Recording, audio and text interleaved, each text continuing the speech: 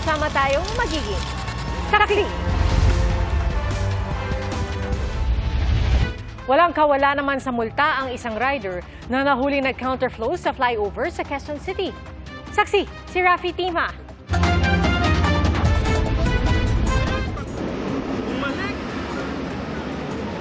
Sa kagustong umiwas sa hulihan ng traffic violator sa EDSA, nag-counterflow ang motoristang ito sa ibabaw pa man din ng abalang northbound ng Santolan flyover.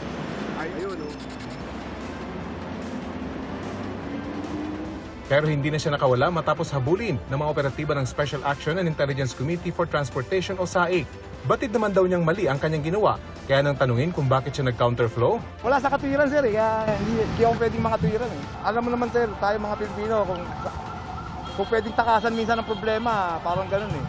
Dagdag na paliwanag ng rider, natakot daw siya nang makita ang mga operatiba ng SAIC. Nahuli na raw siya nito lang nakaraang Disyembre at nagbayad ng 5,000 piso. Pero dahil sa kanyang ginawa, bukod sa 5,000 penalty, magmumulta rin siya dahil sa reckless driving at pag-counterflow sa EDSA. Bumalik tapos. Karamihan sa mga nahuli ng SAIC mga motorcycle rider. Kadalasang idinadahilan, bahagya lang naman daw ang pagpasok nila sa linya ng EDSA busway.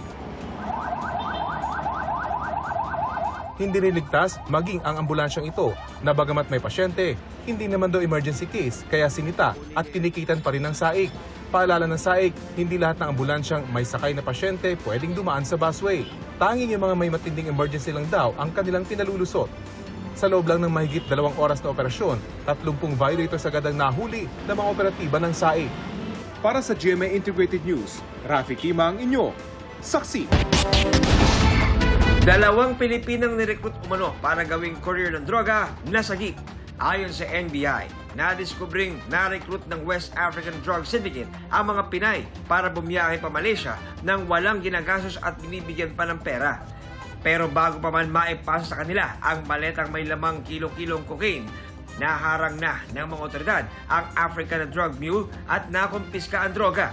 Patuloy ang follow-up operation para mahuli ang recruiter ng 2 nasagip, habang isa sa ilalim din sila sa counseling. Kandidato sa pagkagobernador, arestado matapos gamitin umano ang pangalan ni First Lady Liza Araneta Marcos para makapanloko.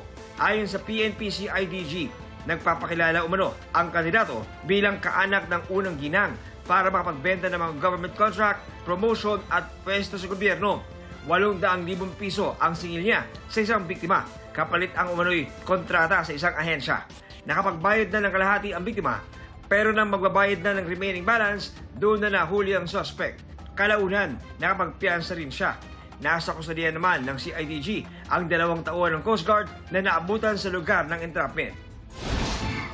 Dating COVID-19 testing czar Vince Dizon, itinalaga bilang bagong Transportation Secretary. Epektibo yan simula sa February 21. Si Dizon ang papalit kay Transportation Secretary Jaime Bautista na nagbitiw para tutukan ang kanyang kalusugan.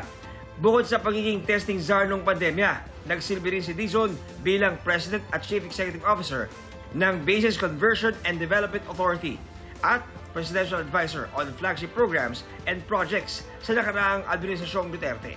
Para sa GMA Integrated News, ako si John Consulta, ang inyong saksi. Ibinasura ng korte ang kasong acts of lasciviousness na isinampa ni Sandro Mulak laban sa isang direktor at scriptwriter. Sa desisyon ng Pasay Metropolitan Trial Court, bahagi na kasi ito ng isa pang kaso na isinampa ni Mulak sa Regional Trial Court na rape through sexual assault laban sa mga independent contractor na sina Jojo Nones at Richard Cruz. Kaya ayon sa korte, overkill na ang pagsampa ng hiwalay na 2 counts ng acts of lasciviousness. Sa social media, sinabi naman ni Mulak na isa lang sa charges ang na-dismiss at hindi ang buong kaso. Ibig sabihin pa nga raw ng desisyon, magiging mas matindi ang kaso. Pero naghain pa rin sila ng motion for reconsideration kaugnay sa kasong acts of lasciviousness. Dati nang itinanggi ni Nones at Cruz ang mga paratang.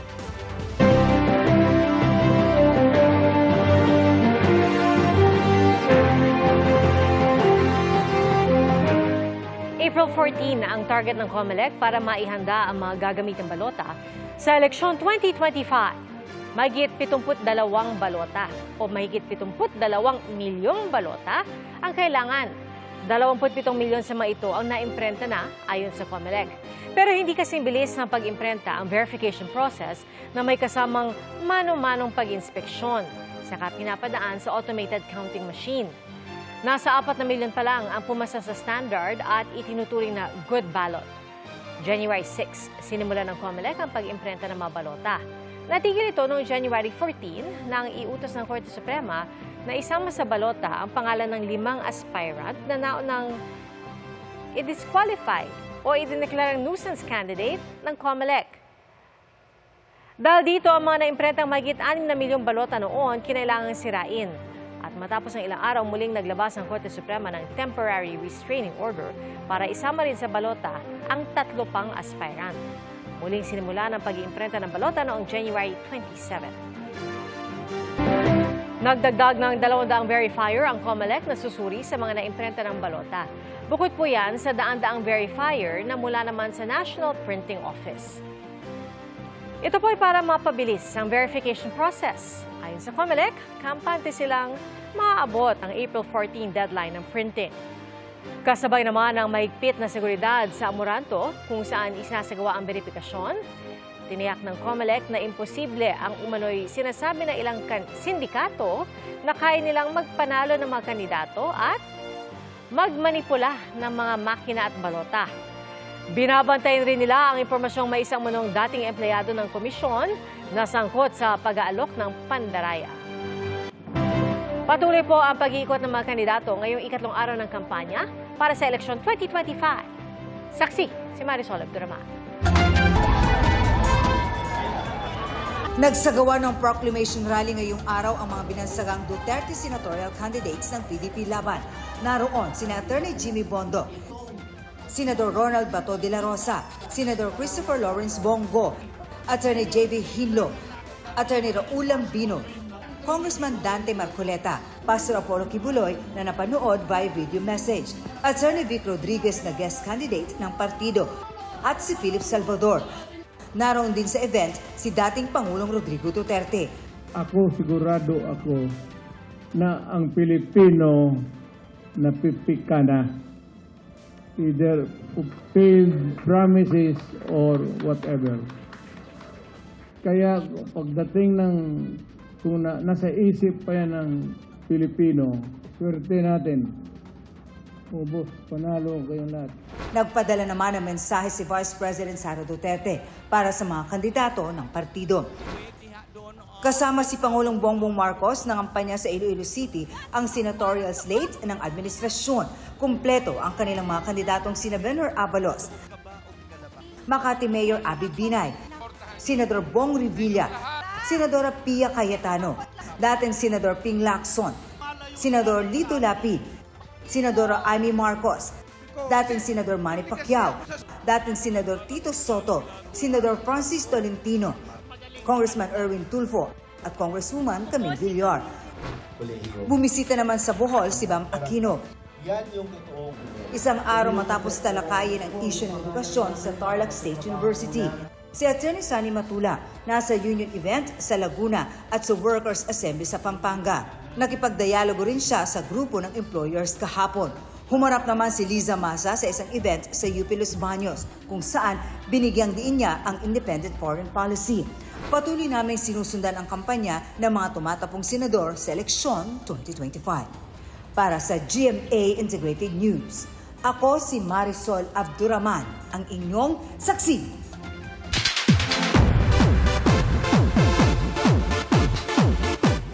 Love is in the air sa media conference ng upcoming film na Everything About My Wife. Pagbibidahan niya ni Janelle Mercado, Dennis Trillo at Sam Milby. Hindi raw ito ordinaryong rom-com at asahan daw ang maraming life and love lessons mula sa pelikula na perfect pang post-Valentine's date. Iikot ang storya sa pagdaraan ng hamon ni Dom at Imo na ginagampanan ni Dennis at Janelle. Pero kung on the rocks ang buhay mag-asawa ng kanilang mga karakter, kabaligtaran naman daw ito in real life. Ano nga ba ang sikreto ng dalawa? Napaka-importante ng communication. kung ano yung mga nagiging pinagdadaanan nyo, mga nagiging problema ninyo, uupuan nyo talaga. Uupuan. Kayong dalawa talaga yung magkakaintindihan. Pinaka-importante siguro maging transparent sa lahat ng mga ginagawa mo, kung saan ka pupunta, anong gagawin mo. Kailangan malaman ko lahat tungkol sa kanya para mas maintindihan ko siya.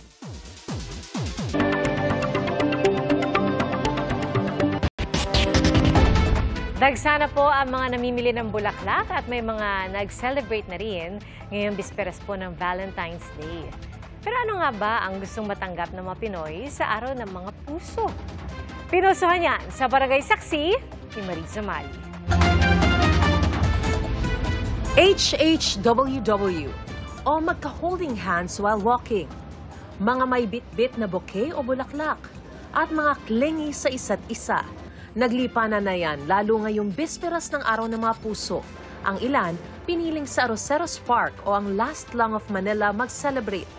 Gaya ni Andre, kasama ang nililigawang si Trix. Valentine's is not about the date po.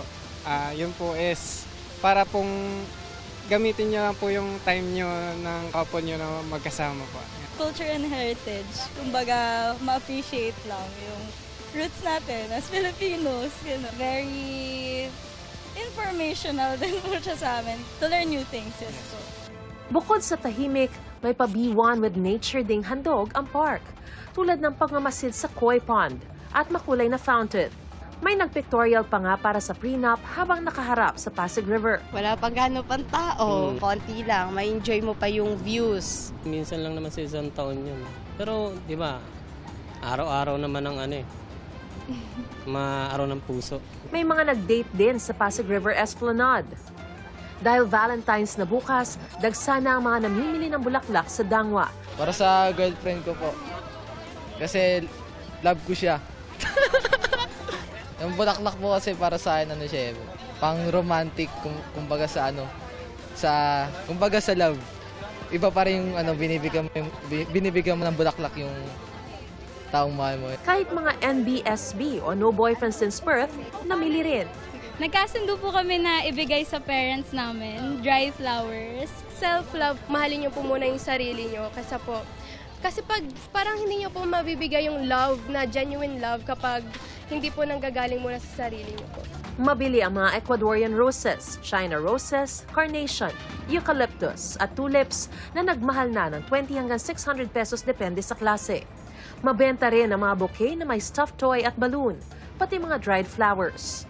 Sa Tuguegarao City, patok ang veggie flowers na nasa 400 hanggang 500 pesos kada bouquet.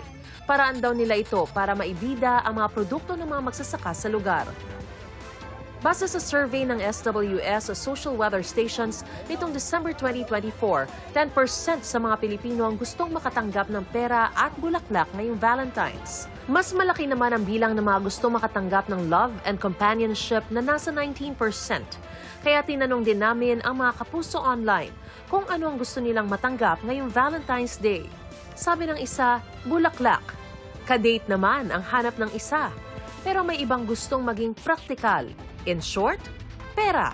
Para raw may panggastos. Nabubulok naman daw kasi ang bulaklak. Para naman sa ilang netizens, quality time at pure love ang gusto. Peace of mind naman daw para sa iba. Pera po, syempre. Bakit po? Sawa na po kami sa bulaklak eh. Practical na po ngayon. Kahit na ano po, sir, basta mula sa puso. Naging masaya lang ang aming pamilya, sir. Okay. Masama-sama kami lahat. Para sa GMA Integrated News, ako si Mariz Umali ang inyong saksi.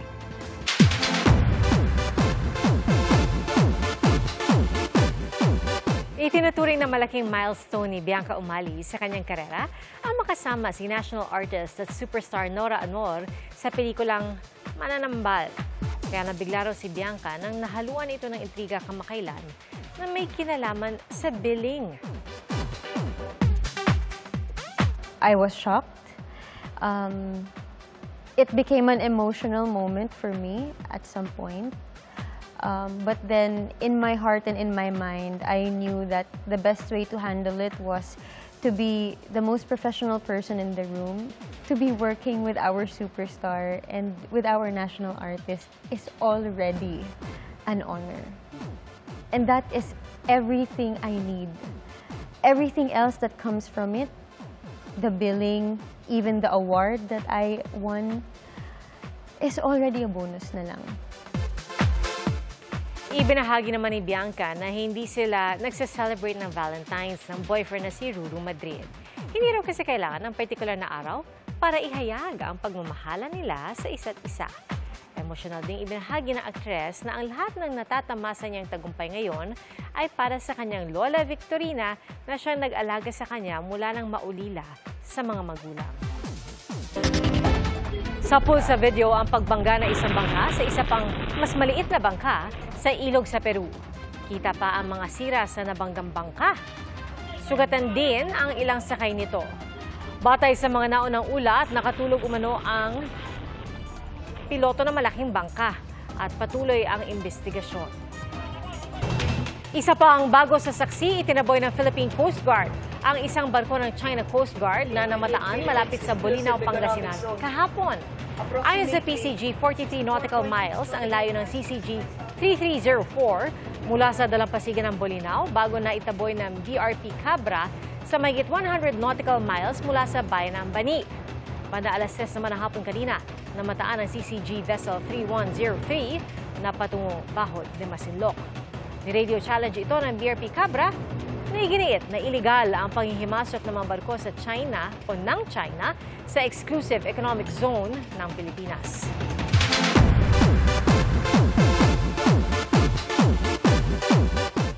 Enjoy na enjoy sa kanyang well-deserved vacation sa South Korea si Barbie Fortesa. At syempre, hindi niya pinalampas ang pamamasyal sa ilang tourist spots gaya ng Starfield Library. At highlight din para kay Barbie ang kanyang food trip. Habang busy si Barbie sa Korea, may TikTok challenge naman together ang mga leading men niyang sina Jisoo at David Licauco. Mga kapuso, salamat sa inyong pagsaksi. Ako si PR Kanghel para sa mas malaki misyon at sa mas malawak na paglilingkod sa bayan. Mula sa GMA Integrated News, ang News Authority ng Filipino, hanggang bukas, sama-sama po tayong magiging saksi!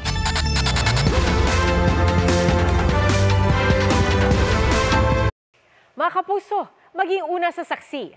Mag-subscribe sa GMA Integrated News sa YouTube para sa iba't ibang balita.